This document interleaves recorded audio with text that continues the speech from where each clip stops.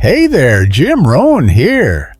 If you've ever been with someone who just shuts down during emotional conflict or intense moments of closeness, goes cold, silent, maybe even disappears, you're not alone. You're probably dealing with an avoidant attachment style. And when they stonewall you, it's one of the most painful things to experience, because it leaves you confused, anxious, and asking, what did I do wrong? Why won't they just talk to me? But what if I told you that underneath that silence, they're actually hoping you'll do something very specific, something that isn't chasing, something that isn't fixing, something that could change the entire dynamic between you. In this video, I'm going to reveal exactly what avoidant partners secretly want from you when they stonewall, even if they don't know how to ask for it.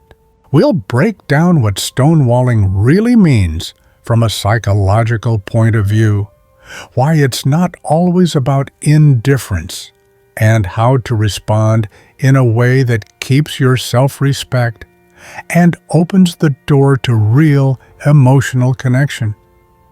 We'll also talk about the biggest mistakes people make when they're met with stonewalling and how to shift from reaction to secure response.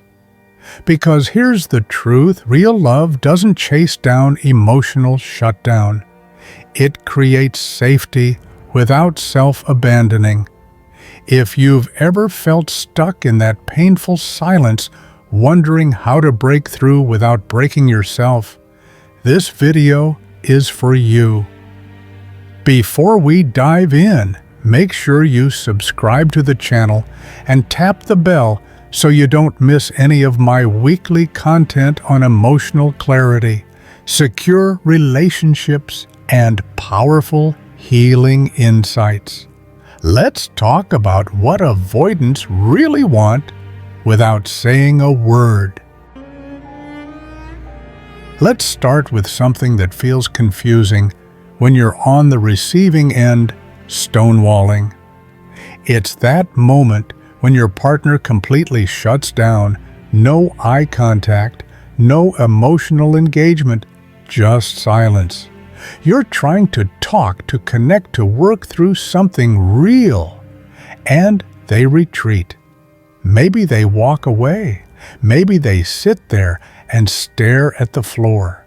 Maybe they vanish for hours or days, and you're left wondering, why won't they talk to me? Do they even care? Here's what you need to know for many people, especially those with dismissive, avoidant attachment styles. Stonewalling isn't about not caring. It's about emotional overwhelm. It's a form of self-protection.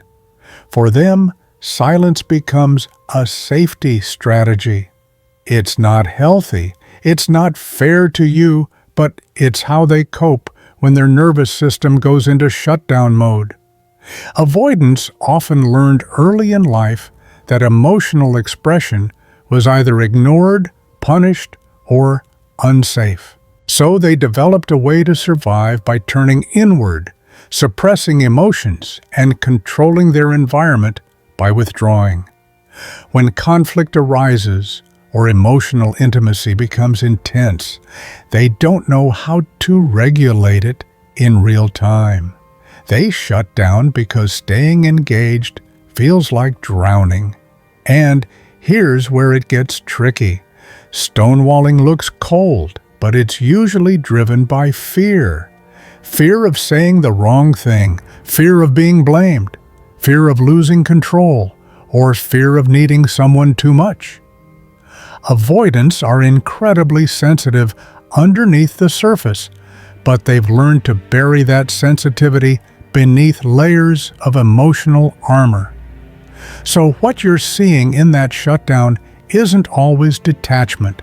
It's a nervous system that's saying, this feels unsafe and I don't know how to stay present. This doesn't excuse the behavior. you still deserve communication repair and mutual emotional effort. But understanding that stonewalling is more about emotional overload than emotional absence helps you step back, ground yourself, and make decisions that protect your peace without falling into the trap of chasing them or blaming yourself. In the next section, we'll explore what avoidants actually hope you'll do when they go silent, and how your response can shift the entire dynamic if it's grounded in calm boundaries and secure energy. Stay with me. This is where it gets powerful. To really understand why avoidants stonewall and why they sometimes pull away. Right when things are getting good, you have to look deeper at what's underneath the shutdown. That brings us to what we call the core wound. For most avoidantly attached individuals, that wound was formed in childhood in environments where vulnerability wasn't met with warmth or safety, but with unpredictability, criticism, or neglect. So they learned early and unconsciously that depending on others could cost them their stability. This wound isn't about disliking closeness. In fact, many avoidants do want love. They crave connection, but at the same time, closeness feels like danger. Why? Because being emotionally close means opening themselves up, and they've learned that when you open up, you risk losing your sense of control, your space, and sometimes yourself. Their core fear isn't that they'll be alone. It's that if they aren't alone, they'll be consumed, swallowed, pulled into something that overwhelms their sense of independence and autonomy.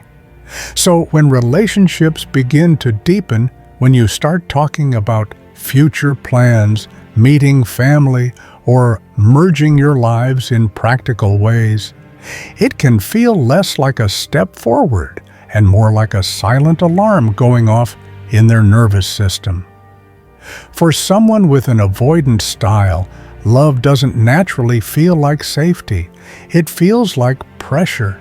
And that's why so many avoidants retreat at the very moments where others expect them to lean in. It's not that they don't care. It's that caring and staying present while caring is terrifying to a part of them that's still stuck in survival mode.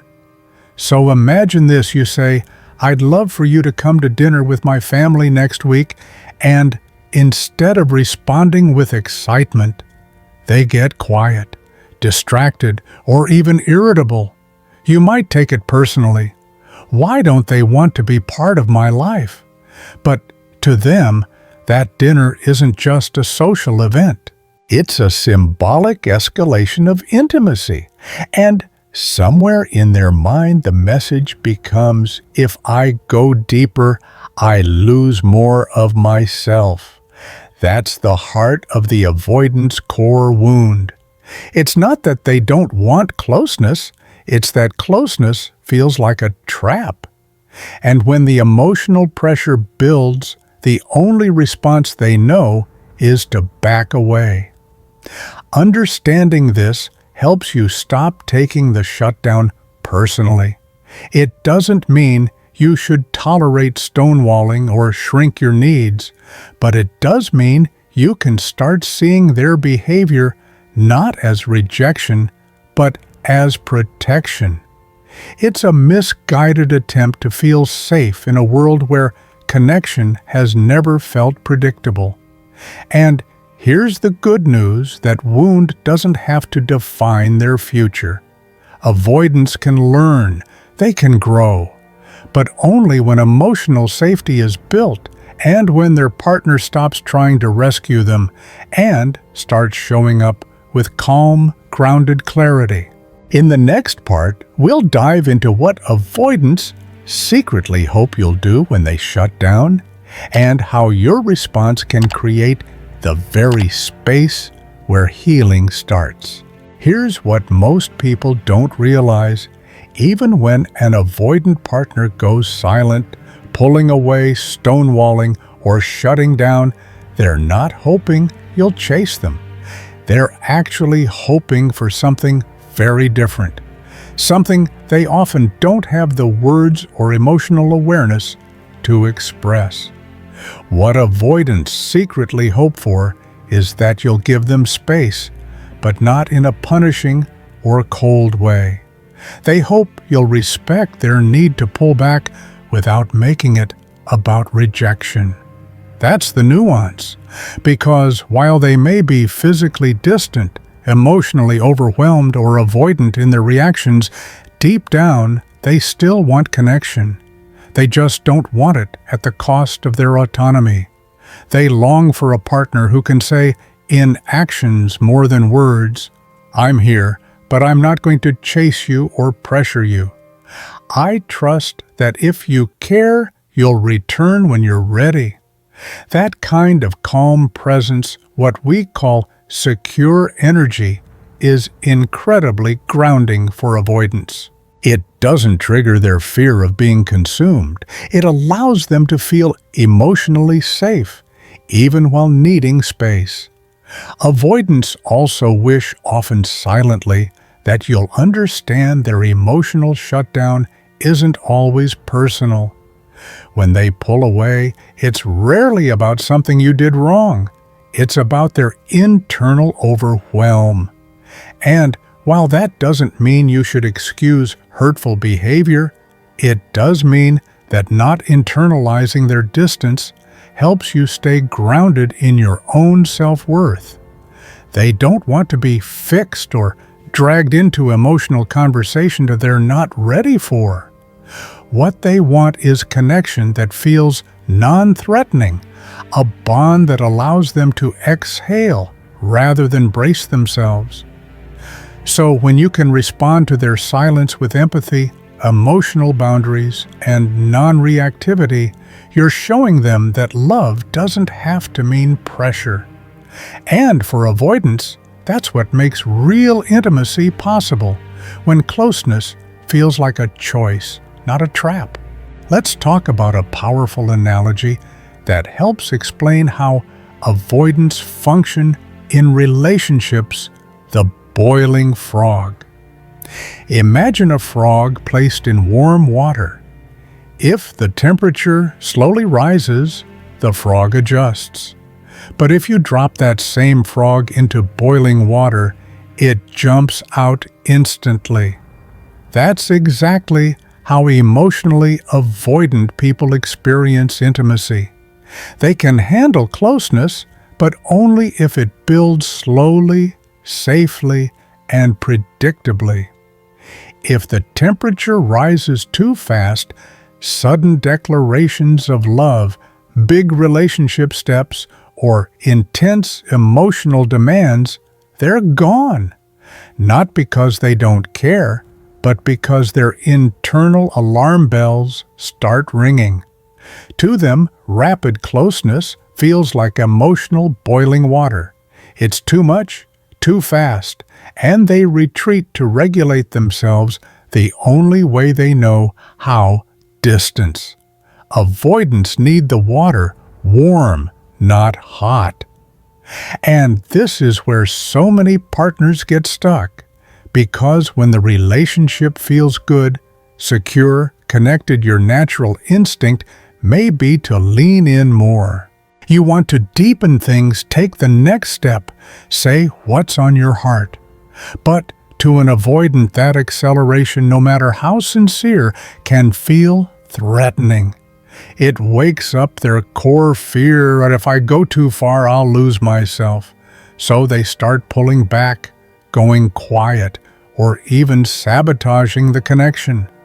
That doesn't mean you can't grow closer. You absolutely can, but the pace matters. Avoidants respond best to emotional consistency, not intensity. Think small, steady steps, showing up with warmth, letting them come closer on their own terms without pressuring them to match your pace. It's frustrating, I know, especially if your love style is more expressive. But building something solid with an avoidant requires patience and emotional steadiness. They don't need fireworks. They need slow burning safety. And when they feel that, they slowly stop jumping out of the water. They start staying longer. Trust builds. And love, real, stable, grounded love, has a chance to grow. Not by forcing closeness, but by allowing it to unfold over time.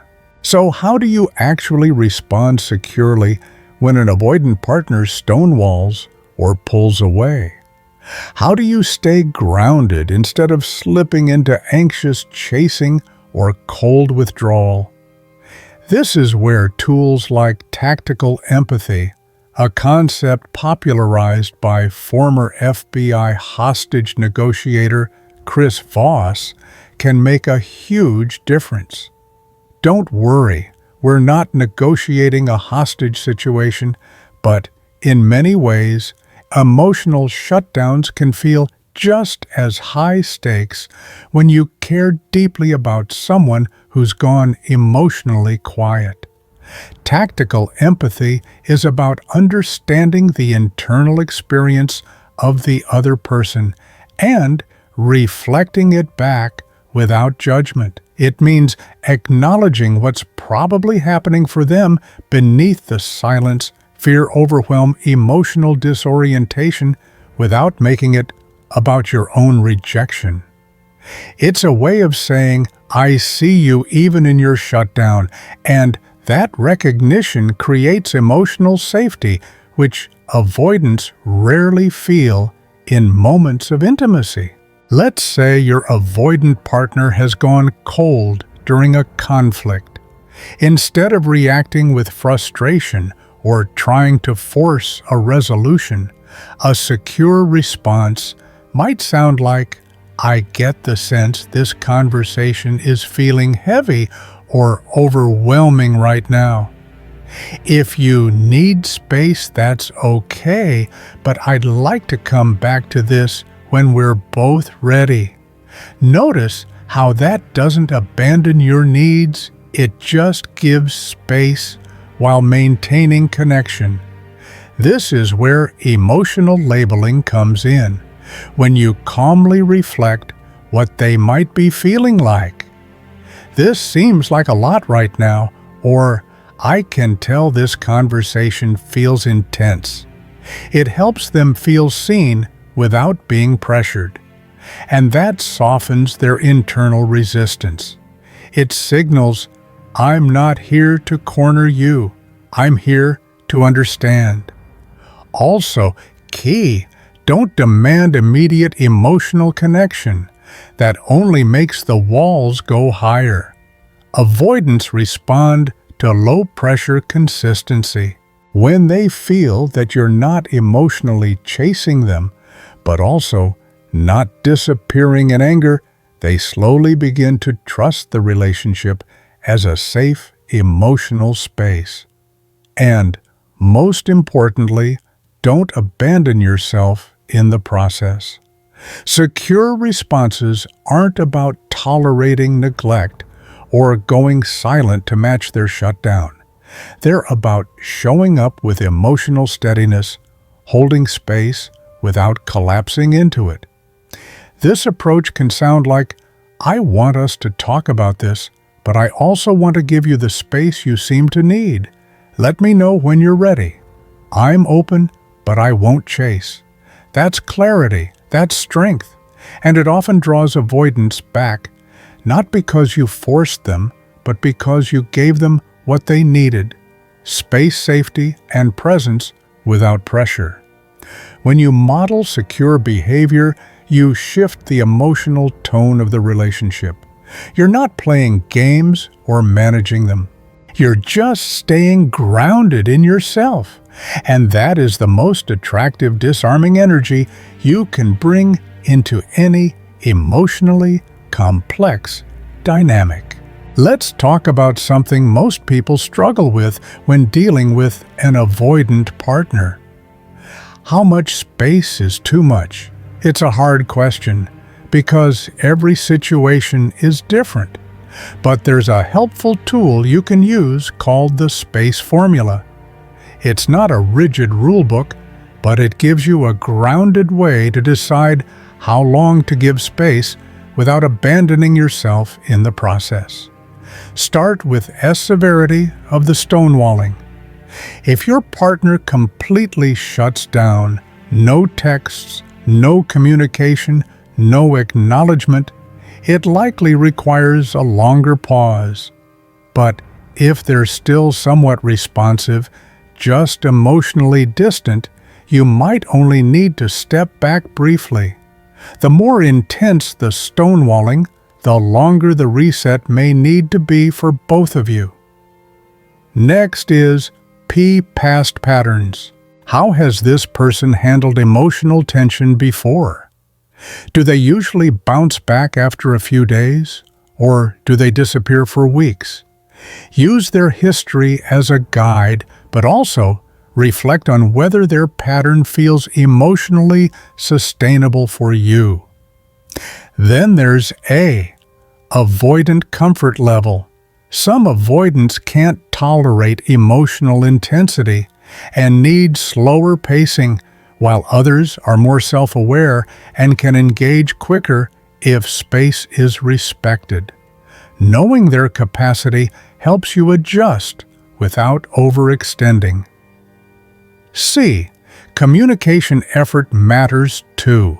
Are they making any effort to stay lightly connected, or are you met with total silence? If they're checking in even sporadically, that may be a sign they still care but are overwhelmed. If it's total ghosting, you need to protect your peace. Finally, E. Emotional environment. What was happening before the shutdown? Were emotions running high? Was there conflict or just deep closeness? The more emotionally charged the context, the more time and emotional regulation both of you may need before reconnection can happen safely. The space formula doesn't tell you what to feel, it gives you a framework, so you're not stuck guessing. It helps you respond with self-respect and clarity even when the silence feels like too much. If you've ever been on the receiving end of stonewalling, you know how painful and confusing it can feel. You're reaching out, trying to connect, and the person you care about is suddenly gone, emotionally, mentally, or even physically. But here's the deeper truth. Avoidants don't shut down because they don't care. They shut down because they do care, and they've never learned how to stay present when closeness feels overwhelming. Throughout this video, we've explored what stonewalling really means, what avoidants are secretly hoping for in those moments, and how you can respond in a secure, emotionally intelligent way. We looked at their core wound, the fear of losing independence, and why slow, steady emotional safety, not pressure, is what creates true connection. We talked about using tools like tactical empathy to de-escalate emotional tension, the boiling frog analogy to understand their pace, and the space formula to help you decide when to lean in and when to step back. Here's the heart of it all. True connection isn't something you can force.